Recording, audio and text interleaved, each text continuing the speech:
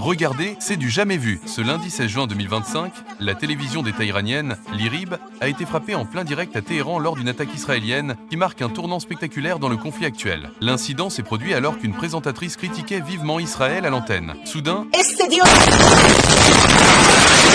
elle a dû quitter précipitamment le plateau, tandis que des débris tombaient autour d'elle et qu'un nuage de poussière envahissait le studio. La diffusion a été brièvement interrompue avant de reprendre quelques minutes plus tard. Israël n'a pas choisi cette cible au hasard. Pour l'armée israélienne, l'IRIB est la voix officielle du régime, un outil central de propagande. L'armée avait même averti les habitants du quartier d'évacuer, évoquant des frappes sur des infrastructures du pouvoir. Le bâtiment se trouve dans un quartier huppé de Téhéran, à côté d'ambassades et d'institutions internationales, ce qui rend l'attaque encore plus symbolique. Mais l'Iran n'a pas tardé à réagir. En représailles, Téhéran a ordonné l'évacuation de deux grandes chaînes israéliennes, N12 et N14, et menacé la chaîne publique Canton à Jérusalem, publiant des cartes précises des zones visées. À Bnei Brak, près de Tel Aviv, un missile iranien a déjà frappé. On voit ainsi que la guerre ne se limite plus aux bases militaires. Chaque camp cible désormais les médias de l'autre, les symboles de la communication et du pouvoir. Alors, l'Iran est-il vraiment capable de frapper au cœur du pouvoir israélien, ou s'agit-il surtout d'un message, d'un coup d'intimidation? Est-ce que toucher la télévision nationale suffit à ébranler un régime, ou n'est-ce qu'un épisode de plus dans une guerre qui s'intensifie? Qu'en pensez-vous?